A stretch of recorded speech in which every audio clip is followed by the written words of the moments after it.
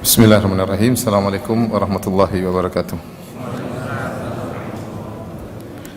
Alhamdulillahi ala ihsani wa syukru lahu ala taufiqihi wa amtinani wa asyhadu an la ilaha illallah wahdahu la syarika lahu ta'ziman li sya'nih wa asyhadu anna Muhammadan abduhu wa rasuluhu da'a ila ridwanih. Allahumma salli alaihi wa ala alihi wa ashabihi wa ikhwanih.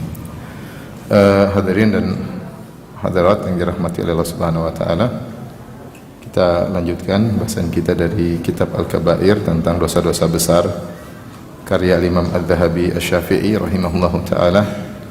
Tidak lain tujuannya adalah agar kita sendiri terhindar dari dosa-dosa ini, ya, dosa-dosa besar ini. Karena kalau dosa-dosa yang kita melakukannya dosa-dosa kecil, tentu perkaranya masih lebih ringan. Lain halnya dengan dosa-dosa besar yang membinasakan. Dan tujuannya juga adalah agar kita ingatkan keluarga kita agar terjauhkan dari dosa-dosa besar tersebut. Demikian juga orang-orang di sekitar kita. Karena dosa-dosa besar ini sangat banyak terjadi di masyarakat, ya, yang dilakukan oleh kaum muslimin dan kaum muslimat. Kita lanjutkan Al-Kabira As-Sabi'atu wa Sittun, dosa besar yang ke-67. Al-Mutaffif fi waznihi wa kailihi. Al-Mutaffif yaitu seorang yang mengurangi takaran dengan takaran yang sedikit. Tidak dikatakan tatfif kecuali dikurangi cuma sedikit, tidak banyak. Karena kalau banyak ketahuan. Sehingga orang yang melakukan ini dia berdusta kepada pembelinya, ya. Kenapa? Karena yang dia kurangi sedikit sehingga tidak kelihatan. Makanya disebut dengan at-tatfif. Misalnya pada wazan maksudnya berat. Seperti 10 kilo ternyata 9 kilo 8 ons misalnya, atau 9 kilo 9 ons. Kalau dikurangi 1 ons tidak kelihatan. Tidak kelihatan. Orang pun tidak sadar kalau ternyata dikurangi 1 ons. Atau dalam kail adalah takaran. Yang khususnya 10 liter mungkin jadi 9,9 liter, ya. Jadi yang dia kurangi cuma sedikit, dan sehingga masyarakat atau pihak pembeli tidak ngerti. Ternyata mengurangi sedikit ini dosa besar. Ini dosa besar karena ada sisi penipuan, sisi pengkhianatan, ya, dan tidak ketahuan dan merugikan masyarakat, ya. Adapun kalau besar-besaran tentunya ketahuan, ya. Allah berfirman, wailul lil mutaffifin. Wail, celaka bagi orang-orang yang melakukan tatfif, yang mengurangi takaran timbangan dengan kadar yang sedikit. Wailun, ada beberapa pendapat, ada yang mengatakan wailun artinya doa ancaman, celaka. Ada yang mengatakan wailun adalah nama lembah di neraka jahanam. Di neraka itu ada gunung, ada lembah, ya. Dalam ayat Allah mengatakan sanurhiquhu sa'uda. Kami akan menyiksanya dengan suruh memanjat. Di neraka ada orang disiksa dengan apa? Memanjat. Dan di neraka ada lembah, seorang disiksa dengan dilempar di lembah. Sehingga sebagian ahli tafsir mengatakan wailun artinya lembah di neraka, artinya dia akan dilemparkan dalam lembah di neraka jika melakukan tatfif, mengurangi takaran. Kata Allah, siapa mereka ini? Al-mutaffifin alladzina idza talu 'alan nasi yastawfun. Kalau mereka membeli barang dari orang lain, mereka ingin takarannya dipenuhi, tidak boleh dikurangi sedikit pun. Kalau beli barang 10 liter, 100 liter, 100 liter, tidak mau dikurangi sedikit pun. Akan tapi sebaliknya, wa idza kaluhum aw wazanuhum yukhsirun.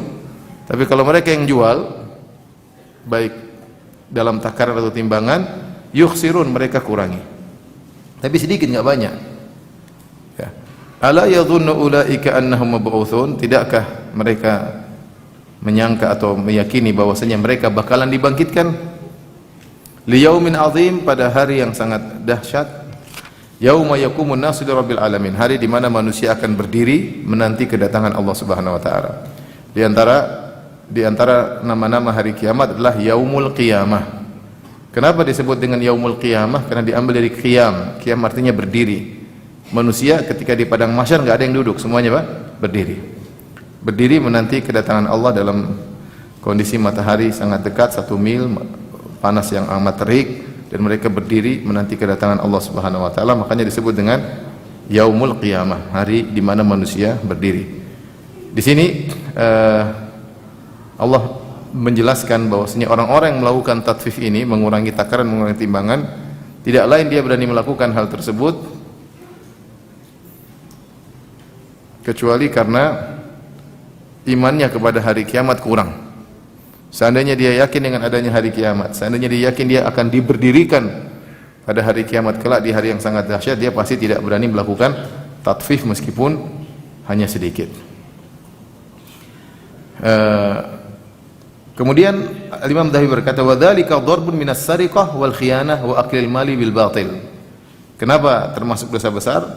Kata Imam Dhahabi, perbuatan tatfif, mengurangi takaran dengan sedikit ini adalah bentuk dari pencurian, mencuri harta pembeli, ya, mencuri harta pembeli, karena pembeli bayar ternyata tidak ada yang dijual, dikurangi, ya. Dan termasuk bentuk sikap khianat, ya, karena orang menyangka, orang tertipu, disangka kita menjual, penjualnya disangka menjual dengan kadar yang tepat, ternyata dikurangi. Dan termasuk aklil malil bil batil, termasuk memakan harta orang lain dengan cara yang batil.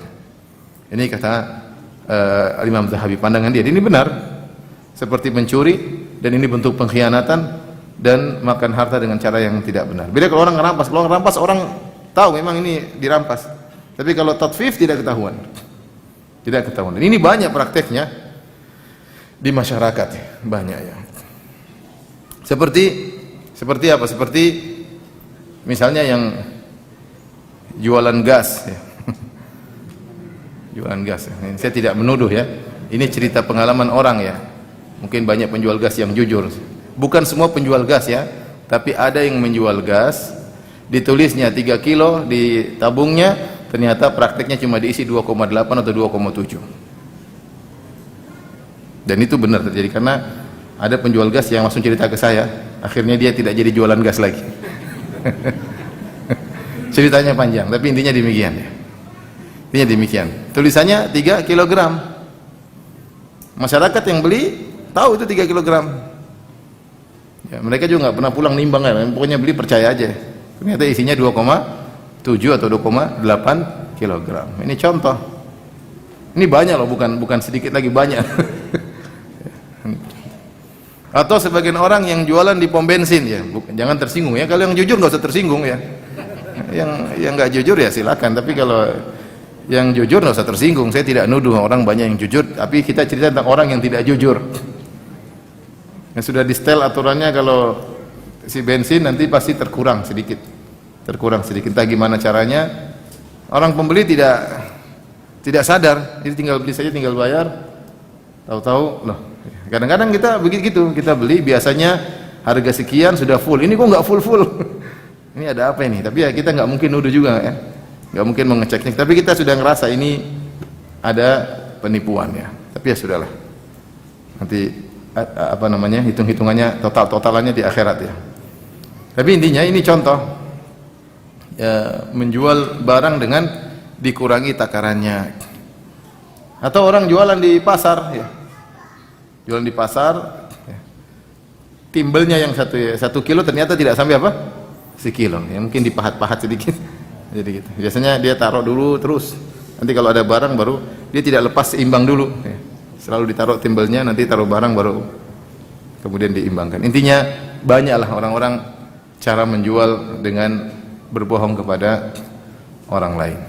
Dan ini masalah bukan masalah sepele, mengurangi takaran, mengurangi timbangan. Allah Subhanahu wa taala pernah mengadab suatu kaum gara-gara mengurangi takaran dan timbangan, yaitu kaum Syuaib.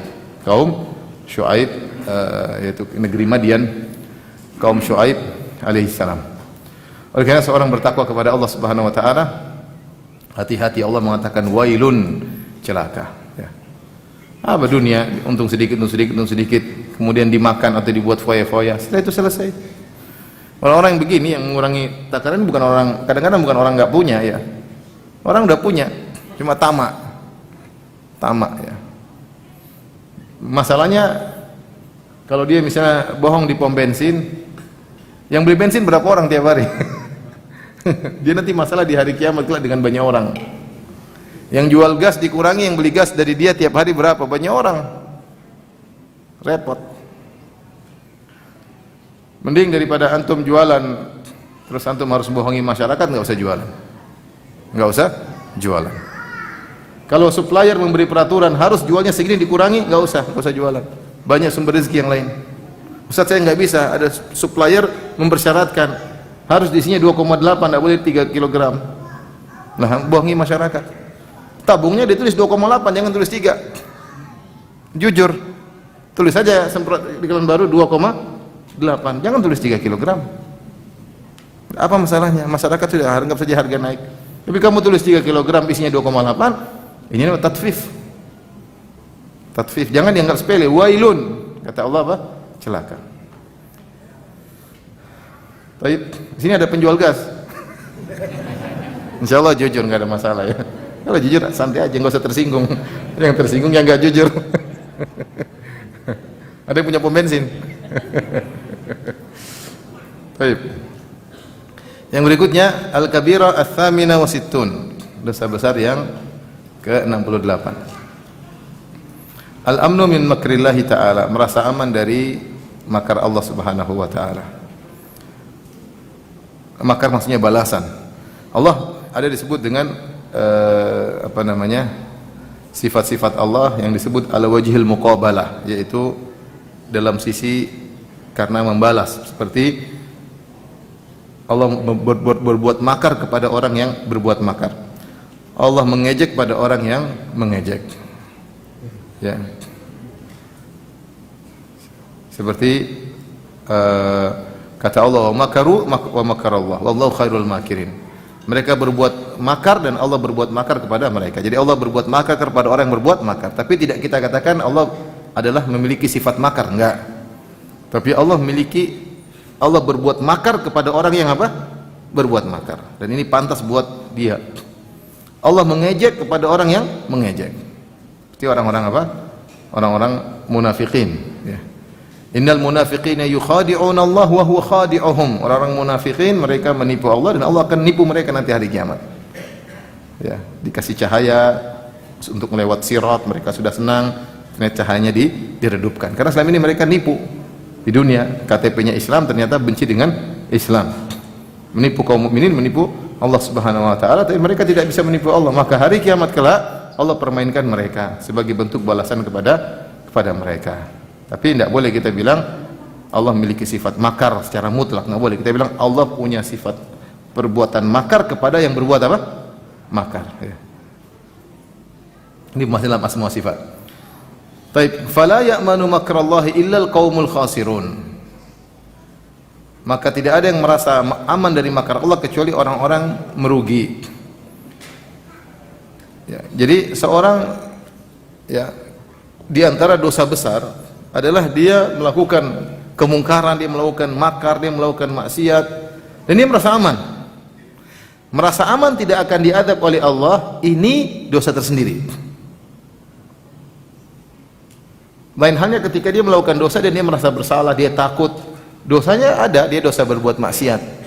Tapi dalam hatinya ada rasa apa? Takut kepada Allah. Tapi ketika dia bermaksiat dan dia merasa nyaman dan dia merasa aman, dia merasa Allah tidak bakalan menghukum dia, itu dosa tersendiri, namanya al-amnu min makrillah. Merasa aman dari hukuman Allah Subhanahu wa taala. Ini dosa besar. Lebih besar daripada ketika mungkin dia melakukan dosa. Dan ini biasanya muncul karena sudah sering dia melakukan maksiat dan dia aman-aman saja. Dia merasa dia aman-aman saja. Orang mungkin kena, ada yang ketangkap, dia enggak pernah ketahuan.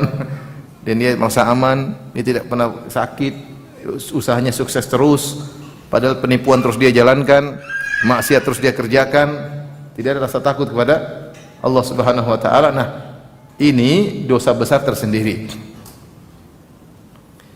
Wa qala ta'ala, Allah berfirman dalam ayat yang lain, hatta idza farahu bima utu akhadnahum baghtah.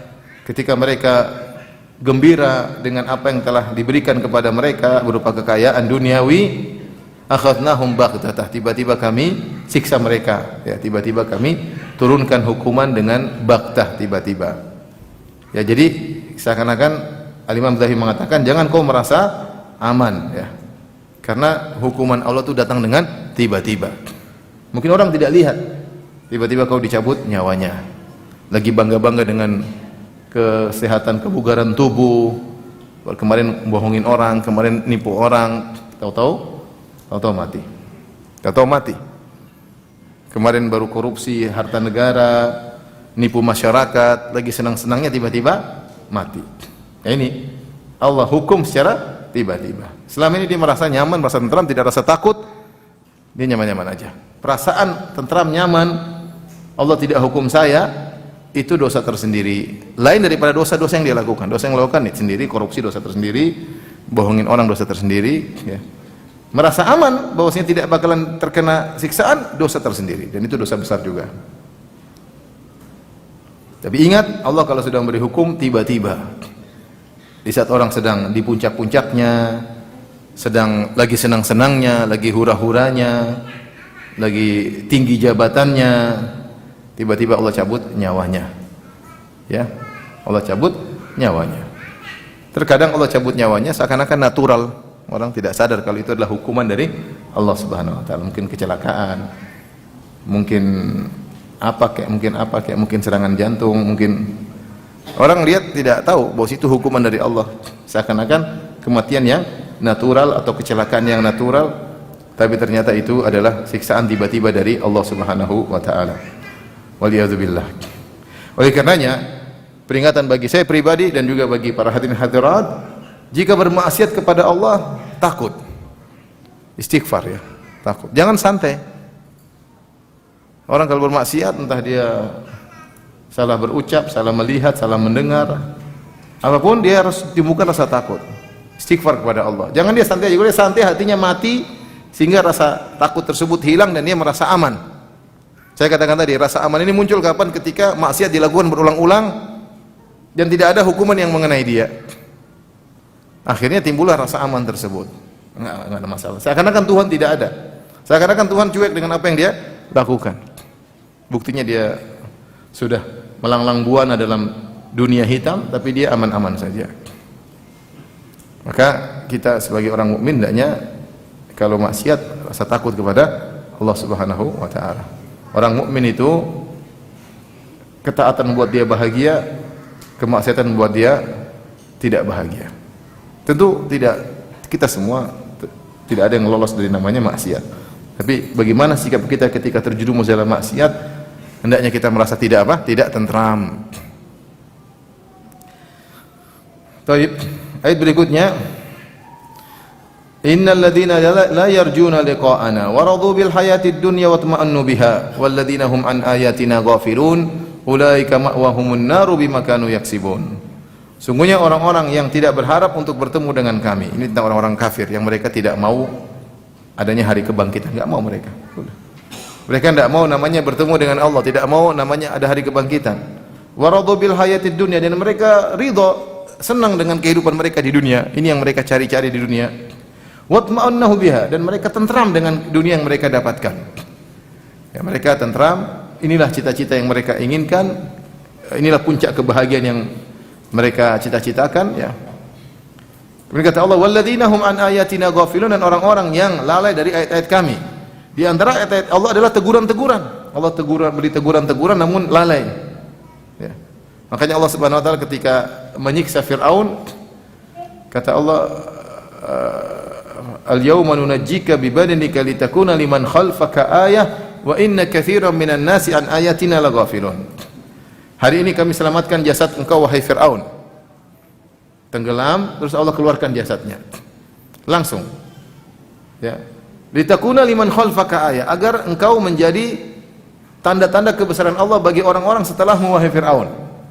Bahwasanya ini Fir'aun ini pernah ada orang sombong seperti ini, ditenggelamkan oleh Allah, jasadnya tidak dihilangkan oleh Allah. Kalau dihilangkan oleh Allah, orang lupa, tapi jasadnya diselamatkan. Kata Allah, nunajjika bibadanika, kami selamatkan jasadmu wahai Fir'aun. Litakuna liman khalfaka ayah, agar engkau menjadi tanda kebesaran Allah bagi orang setelahmu. Setelah itu Allah berfirman, wa inna katsiran minan nasi an ayatina laghafilun, akan tapi banyak orang lalai dari tanda-tanda kami.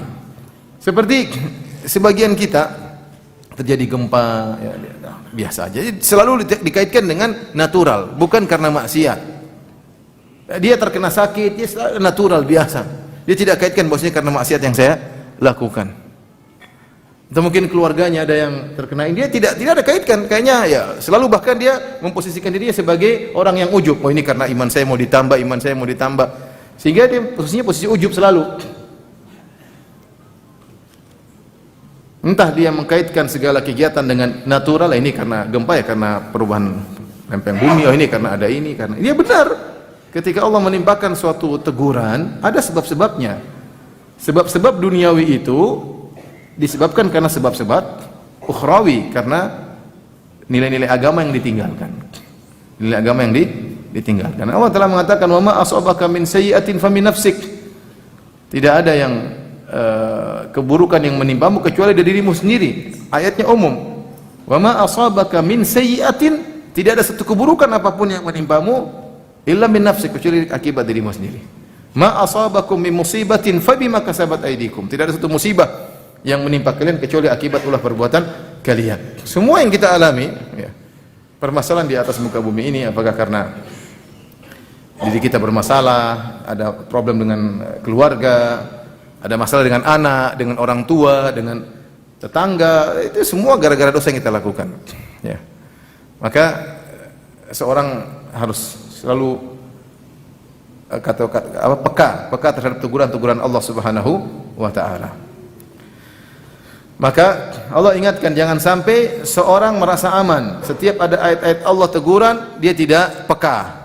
Ketika dia tidak peka terhadap teguran-teguran tersebut, maka dia merasa aman dari hukuman Allah Subhanahu wa taala, merasa aman akan dihukum oleh Allah di dunia sebelum di akhirat. Ini adalah dosa besar tersendiri.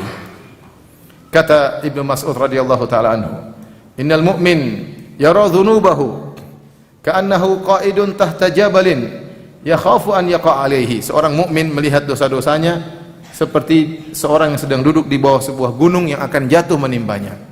Dia khawatir bahwasanya akibat dosa yang dilakukan tersebut tiba-tiba berdampak bagi dirinya. Dia selalu takut melakukan maksiat. Orang mukmin melakukan maksiat, yara dzunubahu, dia memandang maksiat yang dilakukan itu seakan-akan kondisi dia di bawah sebuah gunung yang siap jatuh menimpanya. Wa innal munafiq, adapun orang munafik, yara dzunubahu kadzubabin marra ala anfihi fayaqulu hakadha. Adapun orang munafik, maka dia melihat dosa-dosa yang dia lakukan seperti lalat yang lewat di depan hidungnya, kemudian dia cuma kebas begini saja, tidak dia pedulikan. Apa tidak rasa takut sama sekali. Inilah dosa besar yang harus dihindari. Al-amnu min makrillah, merasa aman tidak akan dihukum oleh Allah Subhanahu wa taala. Seorang mukmin kalau melakukan maksiat segera beristighfar, segera bertaubat. Khawatir nikmat yang Allah berikan pada dia akan dicabut. Maka dicabut. Dan banyak akibat maksiat. Kenikmatan yang dicabut, kenikmatan khusyuk dalam salat, kenikmatan tadabbur Al-Qur'an dicabut, ya. Banyak kenikmatan. Maka jangan lupa untuk banyak istighfar ketika bermaksiat. Tapi yang berikutnya, al-kabira at-tasi'ah wa sittun. Dosa besar yang ke-69, ya. Al-iyas min rauhillahi ta'ala wal qunut. Putus asa dari rauhillah, yaitu dari pertolongan Allah, wal qunut, putus asa dari rahmat Allah Subhanahu wa taala. Ada dua istilah, yaitu al qunut min rahmatillah wal ya'su min rauhillah.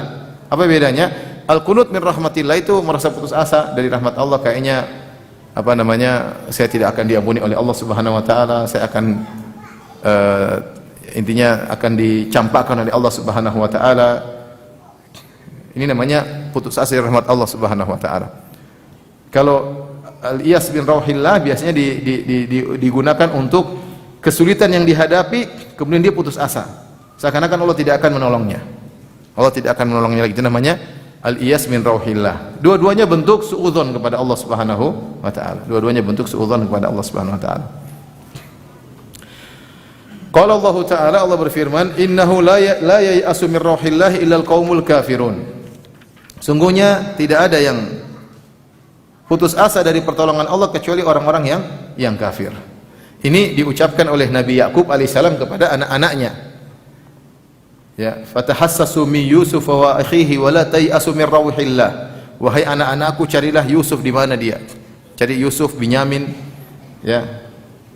Wala tayasu min rawhillah, janganlah kalian putus asa di rahmat Allah, jangan putus asa di pertolongan Allah, pasti ada jalan keluar. Innahu la yayasu min rawhillah, sungguhnya tidak ada yang putus asa dari pertolongan Allah ilal qaumul kafirin, kecuali orang-orang yang kafir. Dan ini menakjubkan, Nabi Yakub alaihissalam mengucapkan perkataan ini justru ketika di puncak kesulitan. Ketika Yusuf hilang, kemudian Binyamin ditangkap gara-gara dituduh mencuri, kemudian kakak mereka tidak mau pulang, ya. Tidak mau pulang karena malu kepada ayahnya, ya. Ketika di puncak kesulitan ini justru kemudian Nabi Yakub husnudzon kepada Allah Subhanahu wa taala. Dia mengatakan, la tayasu min rawhillah, jangan kalian putus asa dari pertolongan Allah Subhanahu wa taala. Dan betapa sering ikhwan dan akhwat yang dirahmati Allah Subhanahu wa taala, pertolongan datang di puncak klimaks kesulitan. Itu sering sekali. Agar Allah mengajarkan kepada kita bahwasanya yang mengatur segalanya hanya siapa? Allah. Agar seorang berlepas dari haul dan quwwah selain Allah Subhanahu wa taala. Agar benar-benar terpatri dalam dirinya, la haula wala quwwata illa billah. Tidak ada, tidak upaya kecuali dari Allah Subhanahu wa taala. Sudah, siapa lagi yang mau diharapkan? Tidak ada. Semua pintu telah tertutup. Yang terbuka hanya pintu langit. Ketika itu di puncak-puncak kesulitan, Allah berikan pertolongan. Makanya Nabi Yakub alaihissalam tidak mengucapkan ini kecuali setelah puncak-puncak kesedihan. Nabi Yusuf tidak balik-balik, dia sudah sedih. Ditambah lagi adiknya Nabi Yusuf, Binyamin, yang juga dia sayangi, ternyata dituduh mencuri, ditahan. Kemudian kakak mereka yang paling tua tidak mau pulang karena malu sama ayahnya. 3 anaknya tertahan.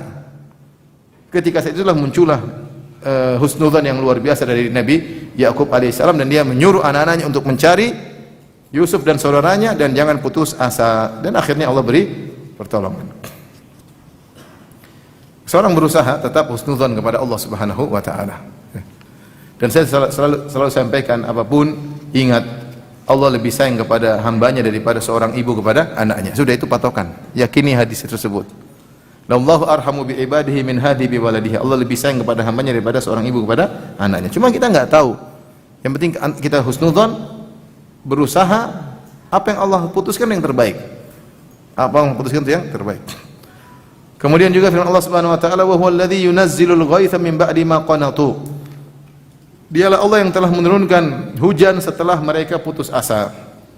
Jadi ya, jangan putus asa ya. Buktinya Allah bisa turunkan hujan setelah orang sudah putus asa, kayaknya sulit ini, enggak mungkin lagi tiba-tiba Allah turunkan hujan. Banyak hal yang keajaiban yang bisa terjadi. Jadi senantiasa hendaklah husnudzon kepada Allah Subhanahu wa taala. Termasuk di antaranya larangan untuk putus asa dari rahmat Allah ketika banyak melakukan dosa. Allah berfirman ayat berikutnya, qul ya ibadiyalladzina asrafu ala anfusihim la taqnatu min rahmatillah. Wahai orang-orang hamba-hambaku, katakanlah wahai hamba-hambaku yang berlebih-lebihan terhadap diri mereka dalam bermaksiat, la taqnatu min rahmatillah, jangan putus asa dari rahmat Allah Subhanahu wa taala. Ini ayat, salah satu ayat yang dikatakan oleh para ulama arja ayatin fi kitabillah, ayat yang paling memberi harapan bagi pendosa dalam Al-Qur'an. Ada ulama khilaf tentang ayat apa yang paling memberi harapan bagi seorang pendosa. Di antara sekian pendapat adalah pendapat yang mengatakan ayat inilah ayat yang paling memberi harapan kepada seorang pendosa agar tidak putus asa terhadap rahmat Allah Subhanahu wa taala. Kok bisa demikian? Lihatlah, Allah sedang berbicara kepada orang-orang asrafu ala anfusihim, yaitu yang berlebih-lebihan dalam maksiat. Israf itu bahasa kita mubadzir. Yang mubadzir dalam maksiat, bukan maksiat sedikit-sedikit, maksiatnya banyak. Maksiatnya banyak. Allah mengatakan, kul, katakanlah, yaitu Allah menyuruh Nabi SAW untuk menyampaikan. Demikian juga para da'i untuk menyampaikan. Kepada siapa? Kepada orang-orang yang bergelimang dalam kemaksiatan. Kul ya ibadi, katakanlah kepada mereka seruanku ini, seruan ilahi. Ya ibadi, wahai hamba-hambaku. Ternyata para pelaku maksiat tersebut Allah masih menamakan mereka dengan hamba-hambaku. Allah masih menamakan apa? Dengan hamba-hambaku. Bukan wahai budak-budak syaitan, tidak. Kita aja orang tua, kalau saya kadang-kadang marah, kalau lagi marah sama istri, saya bilang, tuh ambil anakmu itu, padahal anak kita bersama. Itu anakmu, perhatikan tuh. Padahal anak saya juga. Cuma begitu kan, kalau lagi marah sama anak, saya itu anakmu perhatikan. Allah Subhanahu wa taala ketika hamba bermaksiat dan bergelimang dalam maksiat, Allah masih mengatakan ini hamba-hambaku. Ketika Allah menisbahkan hamba-hamba pelaku maksiat terhadap dirinya, berarti ada harapan yang besar. Karena Allah masih menamakan dengan apa? Hamba-hambaku. Qul ya ibadiyalladzina asrafu, yaitu hamba-hambaku yang bergelimang dalam kemaksiatan, berlebih-lebihan dalam kemaksiatan. La taqnatu min rahmatillah. Jangan putus asa dari rahmat Allah. Allah menyuruh Nabi sallallahu alaihi wasallam dan menyuruh orang-orang saleh untuk menyampaikan hal ini kepada para pelaku maksiat. Karena khawatir mereka putus asa. Khawatir mereka merasa tidak dirahmati lagi oleh Allah Subhanahu wa taala. Ya. La taqnatu min rahmatillah. Innallaha yaghfiru dzunuba jami'an innahu huwal ghafurur rahim. Sungguhnya Allah mengampuni segala dosa. Sungguhnya Allah Maha Pengampun lagi Maha Penyayang. Betapa sering saya ditanya, Ustaz, saya melakukan ini, apakah saya masih bisa diampuni? Itu bagus, rasa takut, tetapi tidak boleh putus asa. Kemudian dalil yang terakhir dibawakan oleh Imam Az-Zahabi rahimahullah taala, wa qala Nabi sallallahu alaihi wasallam, Rasulullah SAW bersabda, la yamutanna ahadukum illa wa huwa yuhsinu dhanna billahi taala. Janganlah salah seorang dari kalian sekali-sekali meninggal dunia kecuali dia berbaik sangka kepada Allah Subhanahu wa taala. Ini di antara tempat yang dimana seorang dituntut untuk berbaik sangka kepada Allah Subhanahu wa taala ketika dia bakalan meninggal dunia. Mau meninggal dunia jangan buruk sangka. Hendaknya dia berbaik sangka, hadirkan dalam dirinya Allah Maha Pengampun, Allah Maha Penyayang. Betapa sering nikmat Allah berikan kepadaku, husnudzon. Namun ini perkara tidak mudah. Perkara tidak mudah. Tidak mudah orang husnudzon kepada Allah Subhanahu wa taala. Dia butuh keimanan, dia butuh belajar, dia butuh sehingga menimbulkan husnudzon kepada Allah Subhanahu wa taala. Betapa banyak orang suudzon kepada Allah Subhanahu wa taala. Suruh husnudzon enggak mau dia. Allah Tuhan kayak gini, Allah kayak gini. Sempat terjadi waktu jadi musibah di suatu daerah. Ada teman yang datang ke sana terus tegur, salat. Ngapain salat? Salat kita dikasih musibah. Ada yang jawab begitu? Ada. Susah disuruh husnudzon, susah. Dia malah suudzon. Padahal husnudzon Allah selamatin dia.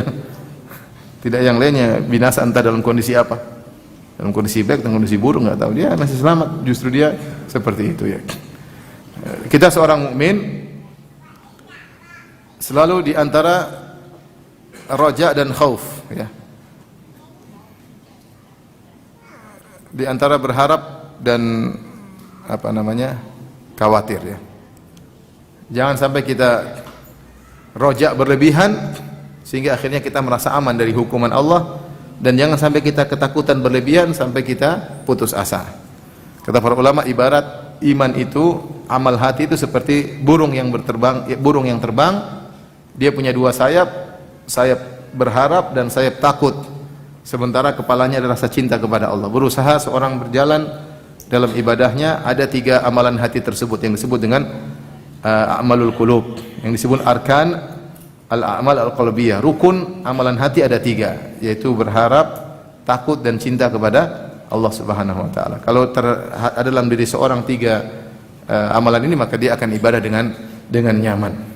Allah berfirman, amman huwa qanitun ana al-laili sajidan wa qa'iman yahdharul akhirata wa yarju rahmata rabbih. Qul hal yastawi alladhina ya'lamuna wal ladzina la ya'lamun? Apakah sama orang kafir dengan orang yang mereka di malam hari mereka bangun malam, sujud, berdiri, salat malam, yahdharul akhirah, dalam kondisi takut dengan hari akhirat, takut masuk neraka, wa yarju rahmata rabbih, dalam kondisi sekaligus dia berharap rahmat Allah. Qul hal yastawi alladhina ya'lamuna wal ladzina la ya'lamun? Apakah sama antara orang berilmu dengan orang tidak berilmu? Hanya orang yang berilmu yang bisa mengumpulkan ini, takut dan berharap sekaligus.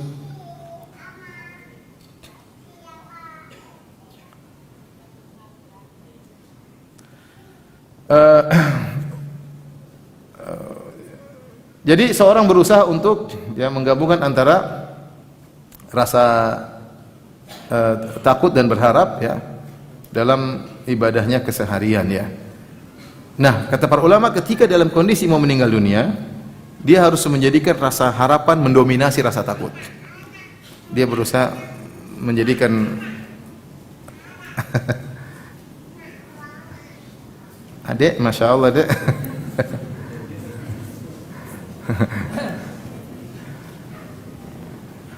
Baik, sampai di mana tadi? Berapa? Berapa nih ya? Oh ya. Baik, jadi seorang berusaha untuk ketika dalam kondisi kata para ulama, jadi harapan dan rasa takut senantiasa seimbang. Namun dalam kondisi tertentu kita menjadikan yang satu lebih dominan. Kapan kita menjadikan rasa berharap lebih dominan? Ketika akan meninggal dunia. Ketika akan meninggal dunia, sehingga kita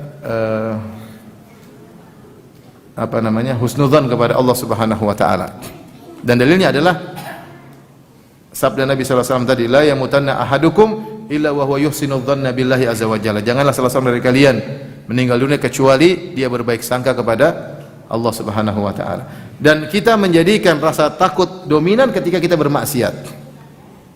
Tapi jangan melupakan rasa harap, karena kalau dominan berlebihan sehingga rasa harap dihilangkan, jadi putus asa. Tidak boleh. Ya. Demikian juga ketika kita mau meninggal, kita menjadikan berharap dominan, tapi jangan sampai hilang rasa takut sama sekali. Karena kalau hilang takut rasa sama sekali, jadilah tadi merasa aman dari hukuman Allah Subhanahu wa taala. Maka tadi ketika dalam maksiat hendaknya kita menjadikan rasa takut dominan. Kenapa? Agar kita tidak bermaksiat lagi. Agar kita tidak bermaksiat lagi. Baik, kita lanjutkan. Al-kabirah as-sab'un, dosa besar yang ke-70. Kufranu nikmatil muhsin, yaitu kufur di sini maksudnya tidak bersyukur atas kebaikan orang yang telah berbuat baik, melupakan kebaikan orang yang telah berbuat baik kepada dia. Ini tidak boleh, ini termasuk dosa besar. Allah Subhanahu wa taala berfirman, anishkurli wali walidaika. Bersyukurlah, artinya berterima kasihlah kepadaku, bersyukurlah kepadaku, washkur liwalidaika, dan berterima kasihlah kepada kedua orang tuamu. Makanya Allah Subhanahu wa taala yang langsung menjelaskan tentang peran orang tua terhadap anak. Bagaimana kedua orang tua, bagaimana seorang ibu, ya. Bagaimana ketika mengandung, bagaimana ketika melahirkan. Karena manusia tidak melihat itu semua. Kita tidak melihat bagaimana ibu kita ketika mengandung kita. Kita tidak melihat bagaimana ibu kita ketika bertarung dengan kematian ketika melahirkan kita. Kita tidak melihat ketika ibu kita merawat kita, mendiamkan kita ketika kita nangis, ketika kita cengeng, ketika kita sakit, bagaimana kondisi ibu yang ketakutan luar biasa. Kita tidak lihat. Makanya Allah sebutin supaya kamu enggak lupa, supaya kamu pandai berterima kasih. Supaya kamu pandai berterima kasih, ya. Dan itu baru kita sadari ketika kita punya istri, baru istri kita begitu. Oh dulu saya juga ngini, ternyata begini dulu ngerepotin orang tua saya, sebagaimana anak saya merepotin istri saya. Baru kita sadar, oh ternyata orang tua dulu luar biasa ya. Saya punya teman di Madinah, dosen. Saya waktu haji 2000, kalau nggak salah 2019 haji terakhir, saya main ke rumah dia. Dia bilang, gimana kabar Syekh? Kata dia, aduh sekarang lagi susah nih. Kenapa? Oh istri saya tidak mau temui saya. Kenapa? Dia lagi hamil. Kalau udah hamil dia nggak mau lihat saya. Mau lihat saya nggak mau katanya. Ini anak saya keempat kalau tidak salah. Dulu waktu anak saya baru pertama, saya mau ceraikan istri saya. Ini orang bercanda. Mau dekati, mau lihat aja nggak mau. Maksudnya kalau bahasa kita apa namanya? Ngidam. Kalau mau tawahum, ngidamnya tingkat tinggi ya. Sampai suami nggak mau dilihat. Saya bilang, masa gini? Tapi saya sudah biasa. Pertama saya hampir mau ceraikan, kedua saya biasa, apalagi sekarang keempat ya sudah. Dia nggak mau lihat saya di kamar lain, dia di kamar lain, selesai.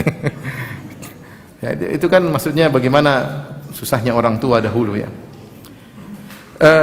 Intinya Allah mengkhususkan penyebutan untuk berterima kasih kepada kedua orang tua, jangan lupa.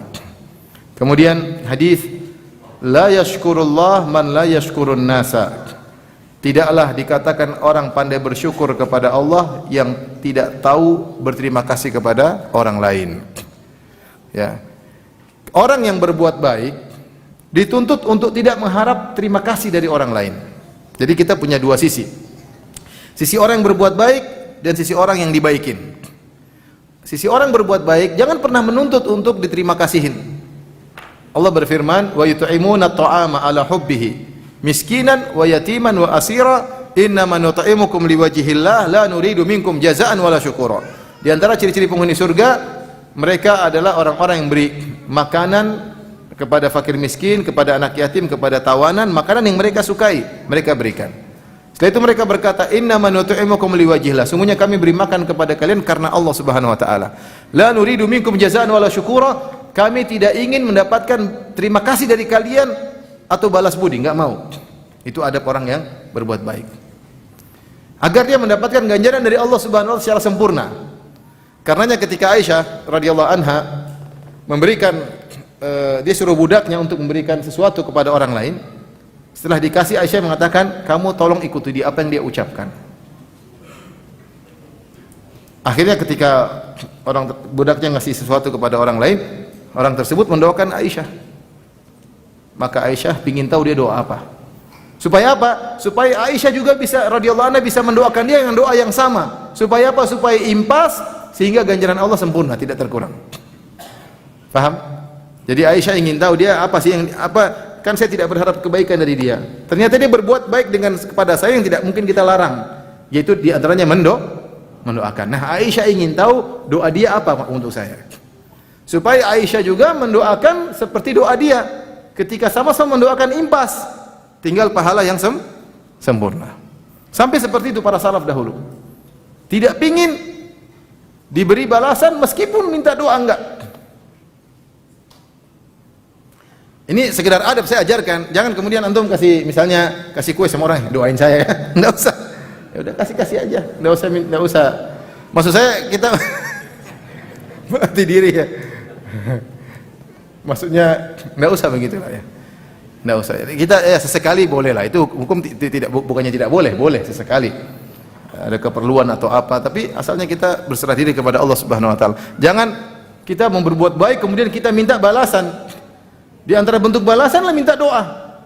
Makanya kata Nabi sallallahu alaihi wasallam mengajarkan ini pihak pertama orang yang berbuat baik jangan minta balasan sama sekali. Karenanya terkadang kita melakukan kebaikan kepada orang yang dekat dengan kita, Allah mentakdirkan dia tidak tahu terima kasih. Biarin aja, enggak apa-apa. Dia tidak tahu terima kasih, tidak tahu diri, enggak apa-apa. Antum jangan marah ya, biarin aja. Allah ingin antum pahalanya sempurna. Allah ingin antum pahalanya sempurna. Terkadang seorang anak mungkin berbuat baik sama orang tuanya cuekin. Saya kemarin ada orang yang mengeluh, dia bilang, Ustaz, saya berbuat baik sama ibu saya, tapi saya nggak pernah dianggap, Ustaz. Yang dianggap saudara saya yang suka ngambilin duit ibu saya. Saya kasih duit sama ibu kasih duit sama dia. Yang selalu dipuji saudara saya tidak pernah dipuji. Itu Allah ingin pahala dia apa? Sempurna. Sehingga ketika dia memberi, dia sudah tidak harap pujian karena tidak bakalan dipuji. Ya udah kasih aja, itu sebagai anak kasih aja. Bahkan orang terdekat yang harusnya memuji kita malah tidak memuji. Jadi jangan harap pujian, jangan harap balasan sama sekali. Ya. Di lain sisi, pihak yang dibantu harus berterima kasih. Meskipun yang pihak membantu tidak berterima kasih, kamu harus punya adab. Adab yang Islam yang diajar oleh Allah, diajar oleh Nabi SAW. La yashkurullah man la yashkurun nas. Tidak dikatakan orang bersyukur kepada Allah jika tidak tahu berterima kasih kepada manusia. Kalau orang kasih hadiah kayak apa, kayak bilang terima kasih, jazakallahu khair. Kata Nabi SAW, man sana ilaikum ma'rufan fakafi'uhu. Siapa yang berbuat baik kepadamu maka balaslah, balaslah setimpal. Balaslah setimpal. Tapi tidak semua orang mau dibalas dengan setimpal. Fa in lam tajidu ma tukafi'unahu fad'u lahu. Kalau kalian tidak mendapati balas setimpal bagi dia, maka doakan. Doakan sampai kalian merasa cukup doa ini setimpal dengan apa yang diberikan kepada saya, karena doa itu nilainya sangat mahal. Makanya sampai ada yang buka doa kan, pelayan doa bayar sekian. Sempat dulu kan gitu, doa gini bayar sekian, doa gini sekian. Apalagi doa minta jodoh, bayarnya mahal. Apalagi doa minta dapat izin dari istri, wah lebih mahal lagi. Karena doa itu sangat luar biasa efeknya. Jadi maksud saya, lihatlah bagaimana kita disuruh untuk membalas kebaikan orang. Fakafi'uhu, balaslah kebaikan dia sebisa mungkin. Ada orang-orang yang tidak butuh balasan, orang kaya kasih kita kalau kasih balasan justru dia merasa terhina. Tapi dia cuma kita cukup kita sopan santun, syukran, jazakallahu khair, terima kasih. Ya. Bukan ketika kita diberi bantuan untuk menjaga izah kita, kita merasa tidak perlu kayak dicuekin. Ini enggak benar. Kamu enggak tahu terima kasih namanya. Ada orang sebenarnya dibantu tapi dia tidak mau merendah. Bukan merendah, kamu beradab dengan adab Islami. Bilang terima kasih. Dia sampai enggak mau bilang terima kasih. Kalau dia merasa bilang terima kasih akan dia rendah. Gimana? Ente enggak tahu adab kah? Ada, bilang terima kasih, syukran, jazakallah khair. Bahkan perkara yang sedikit. Ada orang sudah berusaha kasih sesuatu meskipun bagimu tidak bernilai, bilang syukran. Terima kasih. Apalagi kalau nilainya mahal, syukron banyak.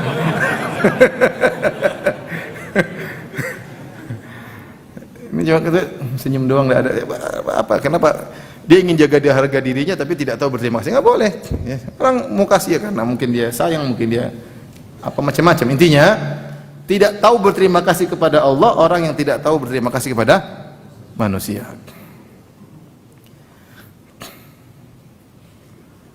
Wa qala ba'dhu salaf, berkata sebagian salaf, kufranun ni'mah minal kaba'ir, mengkufuri nikmat Allah termasuk dosa besar. Wa syukruha bil mujazat atau bid du'a. Kufranun nikmat minal kaba'ir, ini mengkufuri nikmat siapapun, bukan nikmat Allah saja. Nikmat manusia lain maksudnya. Ini kaitannya dengan kepada orang lain, bukan tentang nikmat Allah. Makanya judulnya kufranun nikmatil muhsin. Tidak tahu berterima kasih kepada orang lain yang berbuat baik kepada dirinya. Nah, kata sebagian salaf, orang yang tidak berterima kasih, kufur kepada kebaikan orang lain, maka dia telah melakukan dosa besar. Ini termasuk dosa besar. Wa syukruha bil mujazat, bagaimana cara bersyukur? Dengan membalas setimpal atau dengan doa atau dengan mendoakannya. Nabi yang bilang tadi, fakafi'uhu, man sona ilaikum ma'rufan fakafi'uhu, siapa yang melakukan kebaikan bagimu balaslah. Fa ilam tajidu ma tukafi'unahu fad'u lahu. Kalau kalian tidak mendapati sesuatu yang bisa membalas timpal, maka doakan. Kenapa kita balas timpal? Agar kita tidak berutang budi, berusaha. Tapi tidak semua orang bisa demikian. Kalau kita enggak bisa membalas timpal, kita doain. Doa depan dia, syukran jazakallah khair. Di malam hari kita angkat tangan berdoa kepada Allah ya, agar dia diberi kemudahan ya, sehingga kita merasa sudah setimpal, kita sudah berbuat baik sama dia juga ya.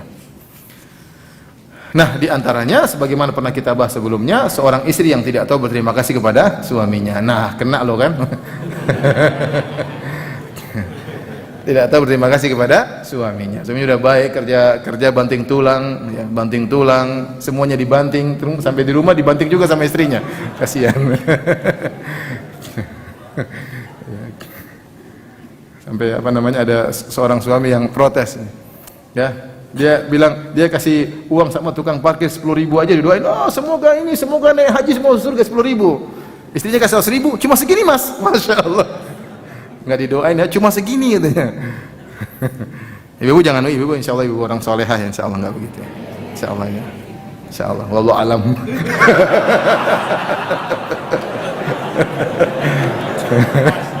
Insya Allah, insya Allah ya. Hakikatnya wallahu alam, Allah yang tahu kan. Dia bilang insya Allah. Oke, kita lanjutkan. Ya.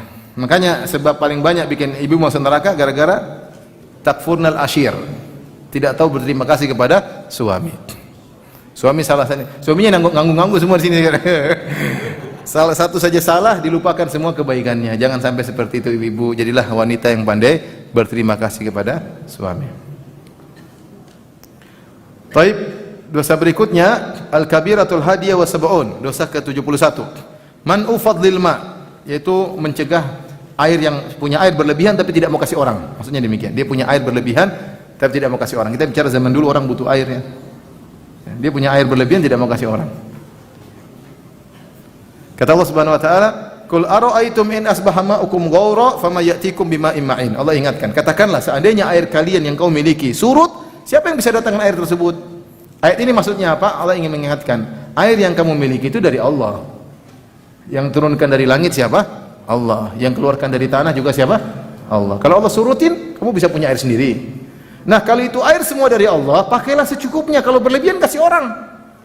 Jangan dimonopoli. Ini maksud pembahasan ini.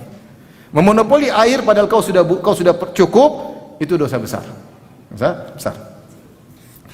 Wa qala Nabi sallallahu alaihi wasallam, Nabi sallallahu alaihi wasallam bersabda, "La tamna'u fadlal ma'i li tamna'u bihi fadlal kala." Ya, janganlah kalian melarang orang untuk mendapatkan air ya, sehingga kalian tidak memberi kepada yang lainnya ya. Sehingga orang ada air bisa tumbuh-tumbuhan banyak bisa digunakan untuk hewan-hewan dan yang lainnya ya. Baik.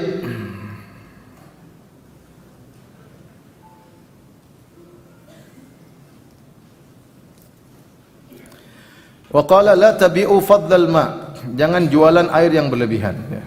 Kalau ada air kamu pakai, sisanya kasih. Ya. Sisanya kasih. Wa an Amr bin Shu'aib an abihi an jaddihi an Nabi sallallahu alaihi wasallam qala man mana'a fadla ma'ihi, siapa yang menyimpan atau menghalangi orang dari kelebihan air yang dia miliki, au fadla kalaihi, atau apa namanya rumput yang berlebihan yang dia sudah cukup dia tidak mau kasih orang, man Allahu fadlahu yaumal qiyamah, maka Allah akan menghalangi dia dari kebaikan Allah pada hari kiamat kelak. Ini semua dalil bahwasanya, adapun hadis yang terakhir ini didhaifkan oleh Syekh masyhur ya, tapi intinya ini semua dalil tentang larangan kalau anda punya air dan itu kebutuhan pokok manusia ya. Kemudian anda sudah cukup tidak mau kasih orang, sementara orang kehausan, orang ada perlu untuk tanamannya, anda enggak mau kasih, maka anda berdosa. Air itu dari Allah, bukan kamu yang ciptakan dari langit, bukan kamu yang ciptakan dari tanah, semuanya dari Allah Subhanahu wa taala. Ada aturannya. Boleh dipakai, berlebihan kasih orang. Wa qala sallallahu alaihi wasallam salasatun la yukallimuhumullah wa la yanzuru ilaihim yaumal qiyamah. Tiga golongan atau tiga orang yang Allah tidak berbicara dengan mereka, Allah tidak memandang mereka pada hari kiamat kelak. Wala yuzakkihim, dan Allah tidak mensucikan mereka, walahum adzabun alim, dan bagi mereka azab yang pedih. Rajulun ala fadli ma'in bil falati yamna'uhu ibna sabil. Seorang di tengah padang pasir atau di tengah tanah lapang, dia punya kelebihan air. Terus ada orang musafir lewat, dia tidak kasih. Lain hari kalau dia enggak punya, cuma sedikit buat dia saja, mungkin dia pelit, oke lah. Ini airnya berkecukupan, dia cukup untuk dia, untuk anak istrinya cukup. Ada orang musafir lewat, dia enggak mau kasih. Ini sumur di tanah saya. Terus saya haus, enggak ada, beli. Enggak boleh seperti itu. Kecuali kalau memang kamu sendiri kekurangan. Ini tidak akan dilihat oleh Allah dan bagi dia adab yang pedih. Wa rajulun baya al-imama la yubayyi'u illa lidunya. Seorang yang baiat imamnya dan tujuannya adalah duniawi, tidak dia baiat kecuali karena duniawi, bukan karena akhirat. Fa in a'tahu minha waffalahu. Kalau pemimpinnya memberikan dari dunia, apa perkara dunia, maka dia taat sama pemimpin. Wa illam yu'tihi minha lam yafilahu. Kalau ternyata tidak dikasih dunia oleh pemimpinnya, maka dia pun tidak menunaikan baiatnya. Yang ketiga, wa rajulun ba'a rajulan sil'atan ba'dal asr fa halafa billahi la akhadhaha bi kadza wa kadza fa saddaqahu wa huwa ala ghairi dzalik. Yang ketiga, seorang yang jual barang kepada orang lain setelah ba'da asar, kemudian dia bersumpah, saya ambil barang ini modalnya sekian-sekian. Ya, maka pembelinya membenarkan, ternyata dia bohong ya. Dia bohong. Demi Allah ini cuma modal, saya beli kok, ini saya cuma jualan, saya belinya 10.000, makanya 12.000 kan wajar. Padahal dia belinya 5.000 ya. Misalnya. Ini contoh sebagian penjual seperti itu. Ini semua dimurkai oleh Allah Subhanahu wa taala. Hadis riwayat Bukhari dan Muslim. Di antara tiga orang tersebut adalah orang yang punya kelebihan air, ada musafir lewat dia tidak kasih. Warawal Bukhari wa Zad, dan juga riwayat Imam Bukhari dan ada tambahan, rajulun mana'a fadla ma'in fayaqulullah al-yawma amna'uka fadli kama mana'ta fadla ma lam ta'mal bi yadak. Ada seorang yang mencegah kelebihan airnya tidak dikasihkan kepada orang lain, maka pada hari kiamat Allah berkata, al-yawma amna'uka, maka pada hari ini aku akan menghalangi karuniaku kepadamu sebagaimana engkau telah menghalangi kelebihan airmu kepada orang lain, padahal air tersebut bukan ciptaanmu. Padahal air tersebut bukan ciptaanmu. Baik, kita lanjutkan. Al-kabira ats-tsaniyah wa sab'un. Dosa besar ke-72. Man wasama dabbatan fil wajhi. Siapa yang beri tanda dengan melukai wajah hewan. Dulu orang punya hewan, ada kasih tanda, tandanya dilukai, dikasih makan garis agar tahu ini sapi saya, itu sapi kamu ya. Ini onta saya, itu onta kamu, dikasih tanda. Nah, tidak boleh dikasih tanda di wajah, enggak boleh. Enggak boleh. Di badan boleh, di pundak boleh. Ya, hewan enggak apa-apa, tapi kalau wajah enggak boleh. An Jabir radhiyallahu anhu, dari Jabir radhiyallahu anhu, anna Nabi sallallahu alaihi wasallam marra bi himarin qad usima fi wajhihi. Rasulullah sallallahu alaihi wasallam melewati seekor keledai sudah dibikin tanda di wajahnya. Faqala, Nabi sallallahu alaihi wasallam berkata, la'anallahu alladhi wasamahu. Allah melaknat orang yang telah memberi luka di wajah keledai. Ya. Dan subhanallah di sebagian daerah di Afrika dikasih tanda di wajah manusia. Saya punya teman-teman banyak di Madinah ketika belajar banyak tanda-tanda 2 garis, ada begini ya, mungkin ini dari suku ini ya. Tapi hewan aja nggak boleh, apalagi manusia. Cuma tradisi mereka. Ya, jadi tanda bahwasanya dia dari wajah ini, mungkin kalau 3 garis darah biru, kalau 4 garis darah coklat mungkin ya, tapi ada tanda-tandanya. Dibuat tanda ya. Hewan aja nggak boleh, apalagi manusia. Alhamdulillah di Indonesia nggak ada tradisi begitu. Ada tradisi gitu. Kamu dari suku ini garisnya 2, nggak ada. Alhamdulillah. Di Afrika ada, dan itu teman-teman sendiri, teman-teman sekolah. Ya. Kemudian wa inda Abi Dawud, tadi riwayat Muslim, sekarang dari riwayat Abu Dawud, amma balagakum anni la antuman wasamal bahimata fi wajhiha, tidakkah telah sampai kepada kalian bahwasanya aku melaknat orang yang memberi tanda dengan melukai wajah hewan ternak, au daraba fi wajhiha, atau memukul hewan di wajahnya, wa naha an dzalik, dan Rasulullah SAW melarang hal tersebut. Tidak boleh kalau pukul hewan di belakangnya, jangan pukul wajah hewan ya. Bagaimana indahnya Islam, manusia, hewan aja nggak boleh digituin, apalagi manusia. Bahkan Rasulullah SAW perang melarang, namanya muslah. Kalau orang tidak boleh cincang-cincang mayat, nggak boleh ya. Hewan aja tidak boleh, apalagi manusia. Qauluhu fa qaulu sallallahu alaihi wasallam, Imam Az-Zahabi mengomentari, amma balagakum anni la antu, perkataan Nabi, tidakkah telah sampai kepada kalian bahwasanya aku melaknat yang demikian, yufhamu minhu, dipahami, anna man lam yablughu az-zajru ghairu athimin, siapa yang tidak sampai kepadanya dalil kemudian dia melakukan suatu dosa, maka tidak berdosa karena tidak sampai padanya ada dalil. Dia sudah belajar tapi tidak sampai dalil padanya. Wa anna man balagahu wa arafa fa huwa dakhilun fil la'nah, adapun siapa yang sudah tahu hukumnya, sudah sampai kepada dia tentang hadis ini, kemudian dia masih melakukan hal tersebut, masih memberi tanda kepada wajah hewan, maka dia dilaknat. Wa kadza naqulu fi amati hadhil kaba'ir illa ma ulima minha bil ittirar min ad-din. Dan ini juga berlaku pada seluruh dosa-dosa besar yang sudah kita jelaskan. Dosa-dosa besar kalau ada orang melakukannya dia tidak tahu hukumnya, maka dia tidak berdosa. Kecuali kata Az-Zahabi, perkara yang diketahui secara ittirar, yaitu semua orang muslim tahu ini adalah dosa, maka tidak ada uzur bagi dia. Contoh zina, semua orang tahu zina itu haram, kecuali orang baru masuk Islam mungkin. Ya. Mencuri semua orang tahu haram atau tidak? Haram. Ya. Kalau dia mencuri ya tidak ada uzur ya. Jadi ada dosa-dosa yang semua orang tahu, ada dosa-dosa yang tidak semua orang tahu. Ya, dosa-dosa yang semua orang tahu tidak ada uzur bagi dia.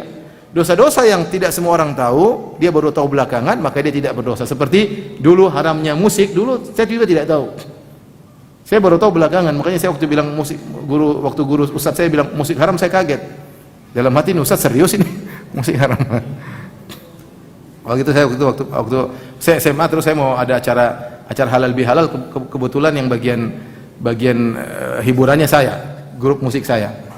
Kemudian saya tanya sama Ustaz, itu Ustaz dari Muhammadiyah, sekarang masih di Sorong. Tanya Ustaz, saya besok ini ada acara halal bihalal, kemudian saya bagian grup band saya yang bagian hiburannya. Tapi Ustaz, saya kalau main depan kayaknya saya pamer Ustaz, bagaimana ini? Hukumnya gimana? Kata Ustaz, musik itu haram lah. Saya kayak dipukul waktu itu. Ustaz serius ya?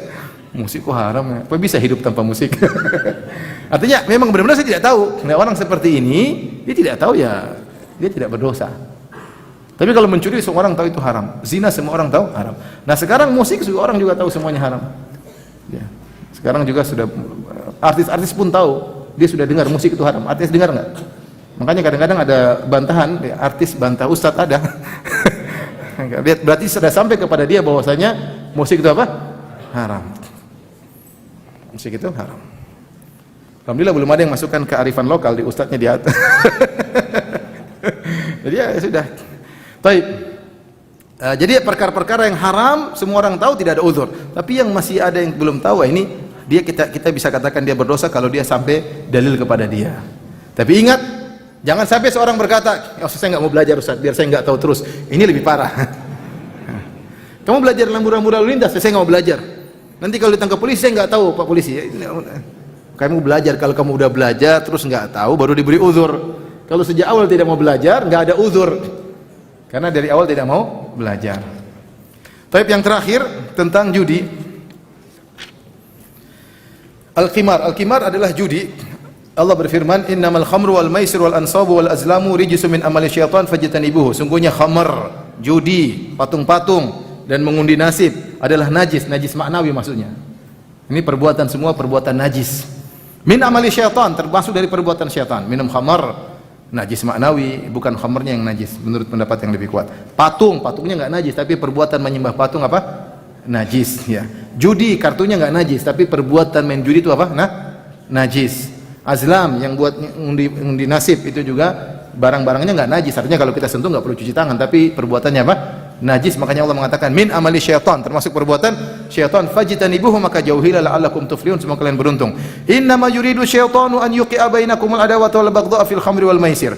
Sungguhnya syaitan ingin menjerumuskan kalian dalam permusuhan, dalam pertikaian, kebencian gara-gara khamr dan perjudian. Wa yasuddakum an dzikrillahi wa anis salat. Gara-gara khamr dan judi membuat kalian lupa untuk berzikir kepada Allah dan lupa untuk salat. Fahal antum muntahun, tidakkah kalian berhenti? Di sini Allah Subhanahu wa taala mengharamkan judi dan Allah menggandengkan dengan perbuatan-perbuatan yang parah seperti khamr dan kesyirikan, menyembah berhala dan mengundi nasib. Kemudian Allah mengatakan perbuatan judi adalah termasuk amal syaitan, najis, ya. Dan Allah sebutkan juga dampaknya bisa membuat orang lalai. Kalau main judi lalai terus, sehingga lupa untuk ingat Allah, ya. Wa anzalallahu fi ghairi ayatin fi maqti akli amwalin nasi bil batil. Dan Allah telah banyak ayat Allah turunkan tentang haramnya memakan harta orang lain dengan cara yang batil. Di antara memakan harta orang lain dengan cara yang batil adalah dengan menang judi. Dengan menang judi. Wa qala Nabi sallallahu alaihi wasallam, Nabi berkata, "Man qala li sahibihi," siapa yang berkata kepada kawannya, "Ta'al uqamirka falyatasaddaq." Mari ke sini kita main judi. Dia belum main, baru ngomong aja, "Sini main judi sama saya." Baru ngomong gitu, kata Nabi, hendaknya dia bersedekah. Karena dia ngomongnya sudah berdosa. Kata Al-Imam Adz-Dzahabi, "Fa idza kana mujarradul qawli ma'siyatan mujibatan li shadaqatil mukaffirah." Jika hanya sekedar ngomong saja, bercanda, itu adalah merupakan kemaksiatan yang mewajibkan untuk bersedekah sebagai pengugur dosa. Fama dhannuka bil fi'li, bagaimana kalau melakukannya? Wa huwa dakhilun fi aklil mali bil batil, dan dia masuk dalam memakan harta orang lain dengan cara yang batil. Baik, apa itu judi? Judi adalah melakukan sesuatu, ya, memasukkan harta dengan ada dua kemungkinan, untung atau rugi. Semua perkara yang kita taruh harta di situ ada kemungkinan untung atau rugi, ya, maka itu adalah apa? Judi, ya. Seperti main kartu taruh, yang menang dapat, yang kalah rugi, semua taruh uang 500.000, main kartu, oh saya yang menang, saya ambil semuanya. Itu namanya apa? Judi. Termasuk lomba-lomba, misalnya lomba main bulu tangkis, oke, ya, 500.000 ya, siapa yang menang ambil. Kalau saya menang saya ambil jadi 1 juta, punya saya 500, dia punya 500, kalau saya kalah saya rugi 500.000. Itu namanya apa? Judi. Dan banyak perlombaan-perlombaan isinya judi. Banyak perlombaan isinya judi, ya. Atau ada orang main bola, kemudian kita penonton main judi. Yang menang siapa? Ayo, taruhan. Taruhan itu namanya apa? Judi. Ini cuma senang-senang, iya senang-senang judi, enggak apa-apa. Senang-senang judi. Hiburan, iya hiburan judi namanya, ya. Baik. Perlombaan, perhatikan ya, perlombaan ada beberapa model. Pertama, perlombaan yang dibolehkan meskipun judi. Perlombaan tersebut 3. Kata Nabi SAW, "La sabaqa illa fi khuffin wa naslin wa hafirin." Tidak ada lomba-lomba kecuali 3 perkara. Lomba balapan onta, lomba panahan, lomba naik kuda. Ini kata para ulama meskipun pakai duit nggak ada masalah. Dia dikecualikan. Kenapa? Karena ini ada manfaatnya untuk berjihad di jalan Allah Subhanahu wa taala.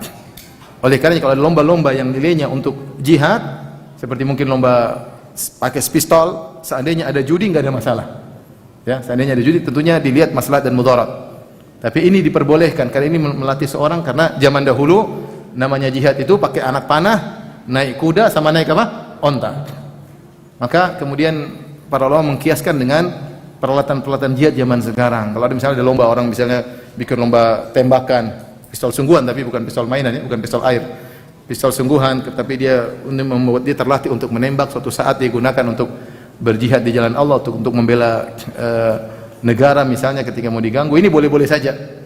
Boleh-boleh saja judi, enggak ada masalah. Ini model pertama. Yang kedua adalah lomba pada perkara yang haram. Seperti lomba ganggu cewek misalnya. Lomba apa kayak yang maksiat-maksiat. Lomba gambar manusia misalnya. Semua lomba-lomba yang isinya adalah haram, lomba buka aurat kayak lomba foto model kayak lomba cantikan kayak lomba macam-macam, ini semua haram. Lomba haram ini semua, mau judi enggak judi, hukumnya apa? Haram. Apakah ada uang atau tidak, hukumnya apa? Haram, karena kita mendukung terjadinya kemaksiatan. Paham? Yang ketiga, lomba-lomba pada perkara-perkara yang mubah, lomba lari, lomba jalan, ya, lomba bulu tangkis, ini perkara-perkara yang mubah, olahraga biasa. Maka ini boleh dalam beberapa bentuk. Bentuk pertama, intinya selama bukan judi. Bentuk pertama, yang kasih uang pihak ketiga. Main si A dan si B main bulu tangkis. Si pihak ketiga, si C, siapa yang menang saya kasih 500 ribu. Ini bukan judi, karena si A dan si B tidak ada yang dia keluarkan. Ini namanya, kalau dalam fikih namanya ja'alah, sayembara. Pihak C seakan-akan sayembara, siapa yang menang saya kasih duit. Ya sudah, silakan lomba. Ini enggak ada masalah. Ini enggak ada masalah. Atau yang kasih duit salah satunya, si A nantang si B, ayo main apa pingpong sama saya. Kalau kau menang saya kasih 500 ribu. Apakah ini judi? Enggak. Karena si B tidak ada yang dia keluarkan. Beda kalau saya 500 ribu, kamu 100 ribu, sama itu judi. Tapi enggak, kamu menangkalahin saya kasih 500 ribu, namanya sayembara juga. Sayembara dan uangnya dari salah satu pihak. Tapi kalau dua-duanya letakkan duit meskipun berbeda nilainya, siapa yang menang dia dapat, maka itulah adalah apa? Judi. Ini semua adalah judi. Termasuk judi-judi modern zaman sekarang, misalnya ya, orang membeli kartu tertentu, ada bayar. Nah, nanti ada undiannya Pak, tapi kartu ini harus beli. Jadi anggota bayar sekian. Nanti diundi ke anggotanya, yang menang dapat duit. Ini nggak boleh, karena ada sesuatu yang dia keluarkan. Contoh seperti anak-anak. Anak-anak ada makanan, ada bonekanya dalam apa? Dalam makanan, bisa jadi ada, bisa jadi nggak ada. Tapi harganya agak mahal dikit. Bukan harga yang normal. Beda kalau itu harganya normal dan itu hanyalah hadiah, itu beda. Tapi kalau ada nilai pengorbanan, misalnya ciki-ciki ini, apa namanya kalau makanan ciki-ciki ya? Ciki-ciki harusnya 10 ribu, tapi dijual 15 ribu. Kenapa? Karena ada kemungkinan ada hadiahnya. Ah, dia beli padahal harganya tidak wajar. Ah, ini ada judinya. Begitu nggak dapat, waduh rugi ya ini. Ada nilai-nilai apa? Judinya. Adapun kalau tidak ada pengorbanan, seperti misalnya iklan Garuda misalnya, kita Garuda tapi ada dikasih miles, ini ada masalah. Kita terbang dikasih miles itu nanti dapat hadiah atau diundi oleh pihak Garuda misalnya, nggak ada masalah. Karena kita nggak ada sesuatu yang kita rugikan. Jadi kalau kita melakukan sesuatu untung atau tidak rugi, maka itu bukan judi. Tapi kalau kita melakukan satu, kalau nggak untung rugi, itulah judi. Tapi kalau nggak untung ya nggak apa-apa, ya itu bukan judi. Baik, inilah yang saya sampaikan pada kesempatan ini. Insyaallah kita masih ada pertemuan sekali lagi setelah hajian biidznillah taala kitab Al-Kabair.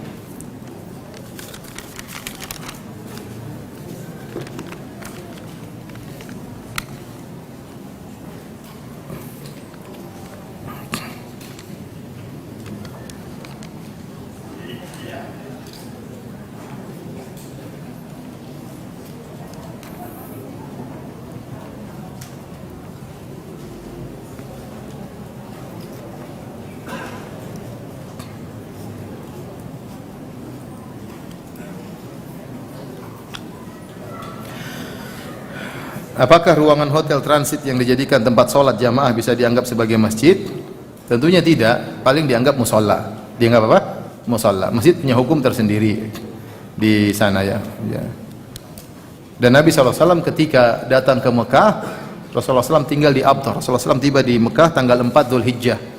Kemudian Rasulullah SAW menunggu sampai tanggal 8. Rasulullah SAW tidak sholat di Masjidil Haram, tapi dia sholat cuma di tempat tersebut di Abtar. Artinya dijadikan tempat sholat di situ. Jadi tidak mengapa jemaah haji misalnya tinggal di hotel transit, kemudian masjidnya agak jauh atau masjid sudah sangat ramai, kemudian mereka bikin grup sendiri sholat di hotel transit sebagai musola, Insya Allah tidak jadi masalah.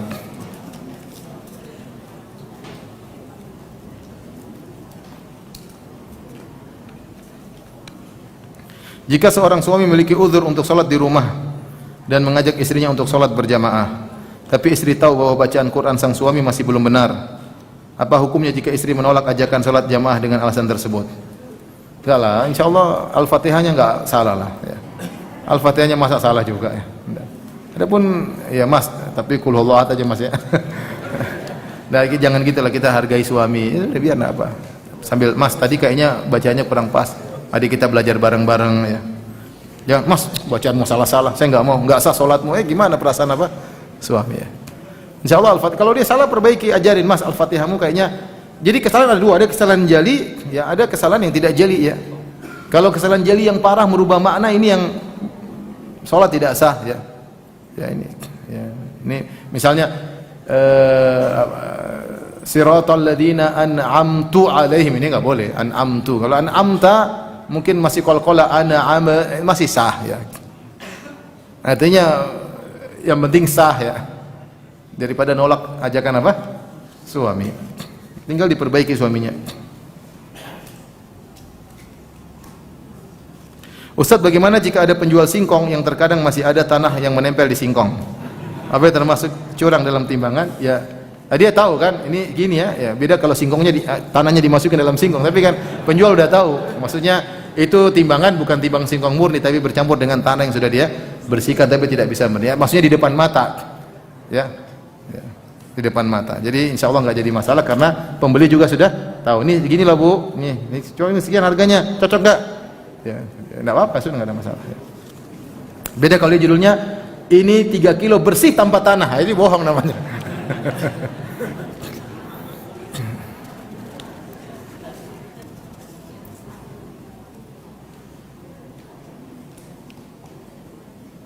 Bagaimana hukumnya anak sambung, anak mantan suami setelah orang tuanya bercerai dan bapak kandungnya? Begitu juga anak ibunya. Anak sambung, anak mantan. Sekali seorang lelaki punya anak, lelaki ini menikah dengan wanita, maka ini sudah jadi mahram meskipun cerai karena sudah dinikahi. Ya, mahram abadi. Wala tankihu ma nakaha abaukum. Tidak boleh kalian menikah dengan wanita yang pernah dinikahi oleh ayah kalian meskipun cerai. Sudah jadi mahram abadi. Cuma apakah boleh jalan bareng? Ini tergantung masalah fitnah atau tidak ya. Tapi karena khawatir ada syahwat atau apa jadi. Tapi intinya tetap tidak boleh dinikahi sama sekali. Tidak boleh bapaknya cerai kemudian anaknya nikahi bekas istri bapaknya, nggak boleh. Sama juga seorang laki nikah sama seorang wanita punya anak perempuan bawaan. Ya, kalau udah cerai tetap ini anak tidak boleh menikah dengan lelaki tersebut ya. Kalau dia sudah menggauli orang tuanya, mamanya.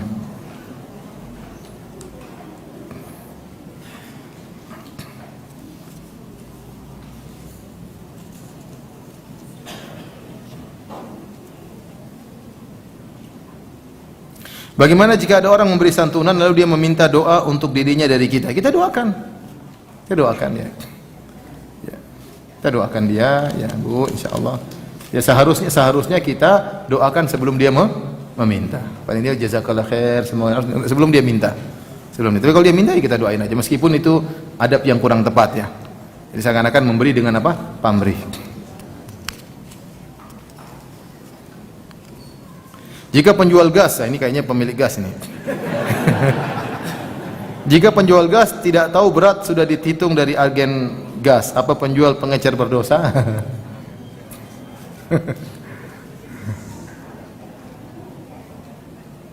Allah alam ya. Jadi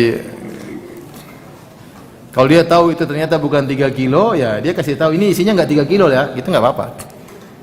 Tapi kalau dia benar-benar nggak tahu ya nggak apa-apa. Tapi kalau dia sudah timbang ternyata 2,5, dia tahu ya. Dan dia tahu dia sudah dengar ada kecurangan-kecurangan, maka dia sampaikan. Pak ini dari saya ambil langsung sana ya, isinya saya nggak tahu, tapi saya langsung ambil dari apa? Agen. Ya. Yang dihisap agen ya, bukan saya. Dia bilang saya nggak tahu apa namanya, saya dari agen segini, saya cuma penyalur. Tapi kayaknya nggak sampai 3 kilo. Dia kasih tahu aja nggak ada masalah.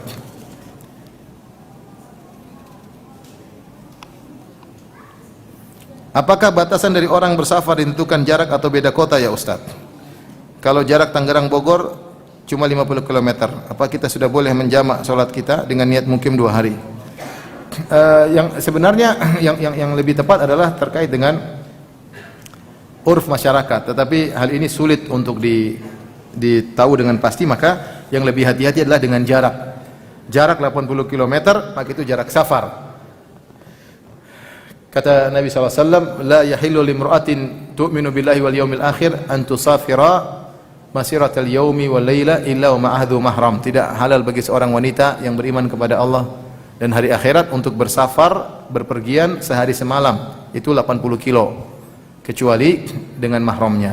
Jadi orang yang bersafar, berperjalanan 80 km, dikatakan dia sebagai seorang apa? Musafir. Jadi yang lebih hati-hati adalah jarak. Lain halnya ketika kota tersebut sangat besar, sehingga urf masyarakat sudah tidak memandang itu sebagai safar. Contoh, kota Riyadh. Kota Riyadh itu panjangnya 80 km. Tapi kalau ada seorang berjalan dari ujung Riyadh ke ujung Riyadh, tidak dikatakan dia musafir karena masih dalam satu apa? Satu kota. Tapi seandainya sudah beda kota, maka dilihat jaraknya 80 km. Adapun beda kota, ternyata jaraknya tidak sampai 80 km, maka bukan musafir. Contoh, jarak kota satu dengan kota yang lain cuma 5 meter. Selamat datang, selamat meninggalkan. Mau jamak tinggal ke situ, jamak balik lagi. Enggak. Atau seperti kota wisata sama kota legenda kan dekat. Cuma nyebrang. Jadi kalau kotanya berbeda, dilihat dulu jaraknya. Kalau jaraknya 80 km, maka musafir.